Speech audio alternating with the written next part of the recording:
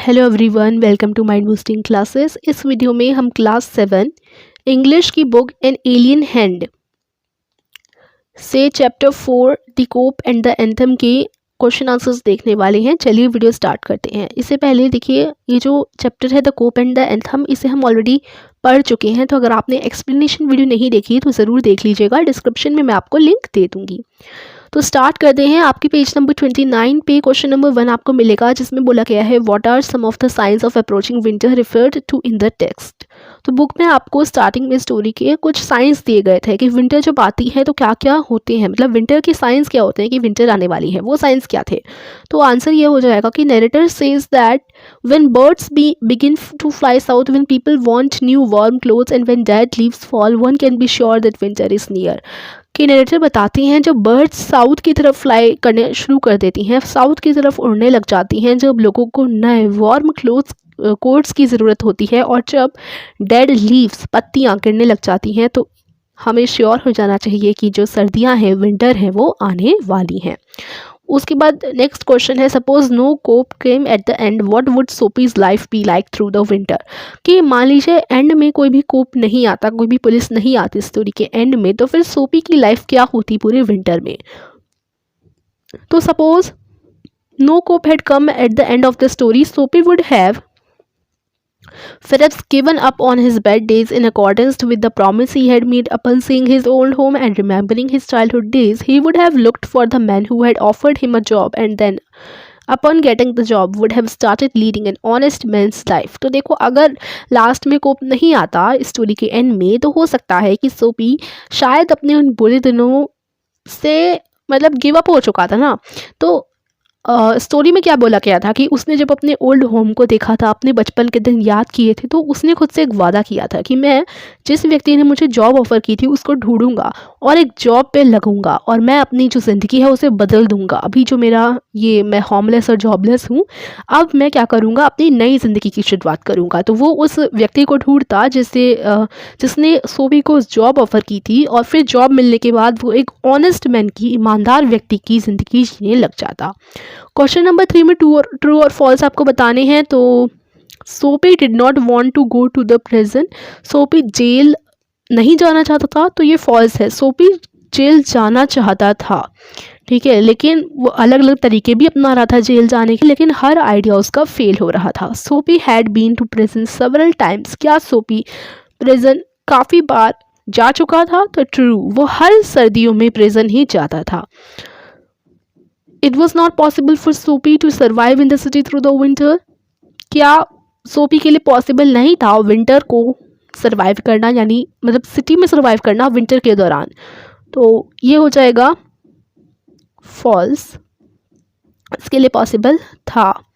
सोपी hated to answer questions of a personal nature, Soapy को अपने पर्सनल मतलब अगर कोई उसके बारे में थोड़े क्वेश्चंस पूछे सोपी के बारे में, तो उसे पसंद नहीं आता था। तो ये एकदम ट्रू है, वो नहीं चाहता था उसके बारे में, उसकी लाइफ के बारे में कोई इससे सवाल पूछे।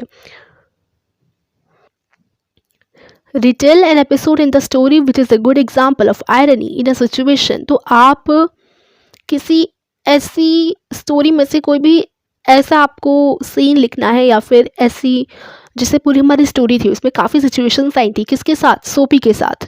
मतलब वो एक्सपेक्ट कुछ और कर रहा था, लेकिन असल में उसके साथ कुछ और हो रहा था। तो ऐसे ही स्टोरी में से आपको एक घटना लिखनी है जो गुड एग्जाम्पल है ऐसी सिचुएशन का, जिसमें आप एम्बेरसिंग फील करते हैं, या फिर आप जो सोचते हैं, एक्सपेक्ट करते हैं, वो नहीं होता, उससे ठीक अपोजिट हो जाता है, जो आपने एक्सपेक्ट भी नहीं किया था। तो आंसर हो जाएगा one of the ironic episode in the story was when Soapy decided to turn a new leaf on seeing his old home and remembering his childhood days. He decided to fight to change his life. He would pull himself up and make a man of himself again. Right at that moment, a cop asked him what he was doing here. He answered that he was not doing anything. The cop did not believe him, and Sophie began to argue in his defense. The cop arrested him, and he was sentenced to 3 months of prison on Blackwell's Island. तो सबसे ज़्यादा ऐसा जो situation हुई थी वो story के and में हुई थी, कि जब सोपी ने अपने पुराने घर को देखकर अपनी ओल्ड मेमोरीज को याद करके ये ठान ली थी कि भाई अब मुझे ज़िंदगी में कुछ कर दिखाना है, अब मैं लड़ूंगा और जो कीचड़ वाली ज़िंदगी में जी रहा हूँ, यानी इस मड से, इस कीचड़ से मैं बाहर निकलूंगा और एक फ्री लाइफ, या फ्री तो नहीं कह सकते, मतलब एक अच्छी लाइफ जीऊँगा, ऑनेस्ट मैन की लाइफ जीऊँगा। जब उसने ये ठानी थी ना, ठीक उसी समय पुलिस वाले आया और बोला कि तुम क्या कर रहे हो सोपी से। सोपी ने बोला कि मैं कुछ नहीं कर रहा। कोप ने उसकी बात पर विश्वास नहीं किया और सोपी उससे आर्ग्यू करने लगा कि भाई मैं कुछ कर नहीं रहा। तो दोनों में थोड़ा आर्ग्यूमेंट होने लगा और ठीक उसी समय कोप ने अरेस्ट कर लिया था।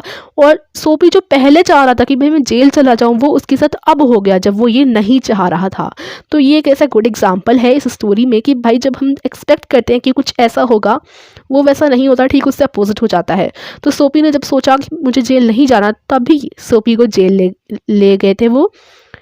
देखिए आंसर अभी खत्म नहीं हुआ, वैसे आप उतना भी आंसर लिख सकते हो, लेकिन उसके आगे भी लिखा है व्हेन सोपी actually broke rules and took the law in his hands, no one arrested him. But when he had done nothing and had decided to change for the good, he was arrested and sent to prison. This is the irony of the situation. ये भी आप लिख सकते हैं, last में add कर सकते हैं आंसर के, कि जब सोपी चाह रहा था, जब सोपी रूल तोड़ रहा था और कानून को अपने हाथों में ले रहा था, किसी ने भी उसको अरेस्ट नहीं किया। लेकिन जब उसने कुछ नहीं किया और वो अच्छा चाह रहा था, अपनी ज़िंदगी को बदलने की सोच रहा था, तभी उसको अरेस्ट कर दिया। क्वेश्चन 5 में कि सोपी का पहला प्लान क्या था और वो वर्क क्यों नहीं किया, तो इसका आंसर होगा Soapy's first plan was to have a good dinner at some fine restaurant and then say that he had no money to pay. This would cause a cop to be called who would then arrest him, the जज would do the rest. तो देखिए सोपी का पहला plan ये था कि वो एक अच्छा सा डिनर करेगा एक अच्छे से रेस्टोरेंट में और फिर बोलेगा कि मेरे पास मनी नहीं है। इस वजह से क्या होगा, कोप को बुलाया जाएगा और कोप उसे अरेस्ट कर देगा। कोप का मतलब है पुलिस, ठीक है। और फिर जज जो है बाकी का काम कर देगा, जज उसे सजा दे देगा और फिर वो जेल चला जाएगा। However, this plan did not work, लेकिन ये प्लान वर्क नहीं किया। As soon as Soapy entered the restaurant door, the head waiter saw his broken woolen shoes and the torn clothes that cover his legs. As a result, Soapy was turned out of the restaurant. तो क्या हुआ था कि जैसे ही सोपी ने restaurant के दरवाजे पर अपने कदम रखे, उसके टूटे हुए शूज़ को देखकर वेटर समझ गए कि भाई ये अच्छे घर का नहीं है और ये पैसे हमें नहीं दे पाएगा। तो इसलिए उन्होंने सोपी के फटे पुराने कपड़े देखकर और उसके टूटे हुए जूते देखकर उसे पहले ही रेस्टोरेंट से बाहर कर दिया, रेस्टोरेंट के अंदर आने ही नहीं दिया। Question 6, but the cop's mind would not consider Soapy, what did the cop not consider and why. Cop ने सोपी को कंसीडर क्यों नहीं किया था, ये आपको बताना है। The cop did not consider that Soapy could have broken the window of the shop. He did not consider him because men who broke windows would not stop to talk to cops. They would run away as fast as they could. On the other hand, Soapy was standing right there. The cop then saw a man further along the street running and he ran after him thinking that he was culprit. तो देखो कोप ने सोपी का विश्वास क्यों नहीं किया और सोपी को कंसिडर क्यों नहीं किया, क्योंकि देखो जो अगर सोपी ने विंडो तोड़ी होती शॉप की तो वो अब तक भाग चुका होता, क्योंकि क्या था, सोपी ने विंडो तोड़ी, ठीक है, जिससे वो जेल जा सके और फिर बोलने लगा, पुलिस वाले से बोलने लगा कि मैंने विंडो तोड़ी है, मुझे अरेस्ट करो। लेकिन असल में जिसने विंडो तोड़ी होती वो ऐसे थोड़ी ना बात करता, वो तो भाग जाता। तो कोप को लगा कि नहीं, ये वो व्यक्ति नहीं है जिसने विंडो तोड़ी है, क्योंकि अगर जो चोर होते हैं या जिन्होंने कुछ गलत काम किया होता है वो पुलिस वाले से ऐसे बात नहीं करते, वो गलत काम करके भाग चुके होते हैं। तो फिर उसी पुलिस वाले को दूर एक आदमी, मतलब पास में ही एक आदमी भागता हुआ दिखा, तो पुलिस को लगा कि भाई यही वो आदमी है जिसने जो है कांच तोड़ा है। तो वो कोप ने सोपी को पीछे, मतलब सोपी की बातों पर ध्यान नहीं दिया और वो उस आदमी के पीछे दौड़ने लगा जो कि भाग रहा था, ठीक है। तो सोपी को कंसिडर ही नहीं किया कोप ने। Question number 7, we have orders to let them shout, what is the policeman referring to. जब स्टोरी में बोला गया था we have orders to let them shout, इसमें पुलिसमैन क्या रेफर कर रहे थे, तो when Soapy began to shout as if he was drunk, the cop turned his back to him and said to a man standing near that the person shouting was one of the college boy and he would not hurt anything. He said the police had orders to let them shout. तो जब सोपी ऐसा behave करने लगा और चिल्लाने लगा कि वो ड्रंक है, ठीक है, उसने ड्रिंक कर रखी है, इस तरीके से वो करने लगा, बिहेव करने लगा, क्योंकि सोपी चाह रहा था कि कोप उसे अरेस्ट करे। बट जैसे ही कोप ने उसको देखा तो कोप ने पास ही खड़े व्यक्ति से बोला कि जो पर्सन वहाँ पर चिल्ला रहा है वो कॉलेज का कोई लड़का होगा, वो कोई भी हानि नहीं पहुँचाएगा, इसलिए पुलिस के पास ऑर्डर है कि उसे चिल्लाने ही दिया जाए, उसे अरेस्ट ना किया जाए। क्वेश्चन 8 में ट्रू और फॉल्स लिखने हैं। सोपी स्टॉल अ मेंस अम्ब्रेला, सोपी ने किसी व्यक्ति का अम्ब्रेला चोरी किया था, true. The owner of the umbrella offered to give it to Soapy, क्या जो ऑनर था अम्ब्रेला का उसने offer to give it to Soapy को ऑफर किया था अपना अम्ब्रेला, नहीं, false. The man had stolen the umbrella that was now Soapy's, क्या मैन ने अम्ब्रेला को चोरी कर रखा था, मतलब जिस आदमी का वो अम्ब्रेला था उसने भी उस अम्ब्रेला को चोरी कर रखा था, तो ये ट्रू है। और उसके बाद सोपी ने उस अम्ब्रेला को दोबारा से चोरी कर लिया। फिर फोर्थ है सोपी थ्रू अवे द अम्ब्रेला, सोपी ने अम्ब्रेला फेंक दिया था, तो ये भी ट्रू है। Next question 9, there was a sudden and wonderful change in his soul, what brought about the change in Soapy, Soapy के अंदर जैसे सेंटेंस था स्टोरी में कि अचानक से वंडरफुल और अच्छा सा चेंज आ गया उसकी आत्मा में, यानी अंदर से उसमें एक एनर्जी आई कि मुझे अब अपनी लाइफ को चेंज करना है। तो ये चेंज लानी जो शक्ति है या अंदर से उसके सोपी के अंदर से ये भावना कैसे जगी, ठीक है, कि भाई अब मुझे अपनी लाइफ चेंज करनी है। चेंज कैसे हुआ?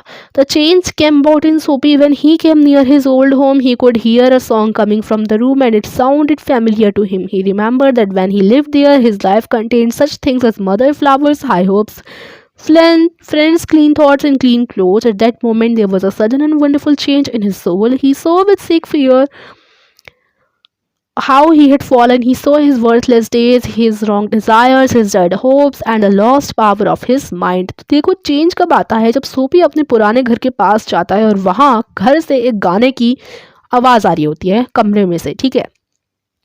ये जो आवाज़ थी वो उसे फेमिलियर लग रही थी। फिर उसे याद आते हैं वो पुराने दिन, वो पुरानी मेमोरीज कि जब वो छोटा था, उसके पास सारी चीज़ें थी, उसके पास उसकी मम्मी थी, माँ थी, उसके पास उस फ्लावर्स थे और बड़ी बड़ी उम्मीदें थी, दोस्त थे, अच्छे विचार थे, अच्छे कपड़े थे। लेकिन अब एकदम अचानक से उसकी आत्मा से अंदर से आवाज़ आती है और वो सोचता है लेकिन अब मेरी ज़िंदगी कैसी हो गई है। पहले मेरे पास सब कुछ था, लेकिन फिर वो खुद को देखता है कि मैं कैसे ऊपर से नीचे की तरफ गिरता चला गया हूँ। मेरे ये जो दिन हैं वो कितने बर्बाद जा रहे हैं, मेरी जो गलत डिज़ायर्स हैं, मेरी उम्मीदें भी गलत हैं और मैंने अपने माइंड का जो पावर है वो लॉस्ट कर दिया है। तो ये सब सोचकर उसे काफ़ी बुरा लगा और फिर उसने सोचा कि हाँ अब मैं अपनी लाइफ को चेंज करूँगा। तो ये आपके जो क्वेश्चन आंसर्स हैं वो यहीं पर फिनिश होते हैं। आई होप वीडियो आपको पसंद आई हो। अगर आपने चैप्टर नहीं देखा, इस चैप्टर की एक्सप्लेनेशन वीडियो नहीं देखी तो डिस्क्रिप्शन में लिंक दे दूँगी, आप जाकर देख लीजिएगा। वीडियो को शेयर कीजिए, लाइक कीजिए। Thank you for watching.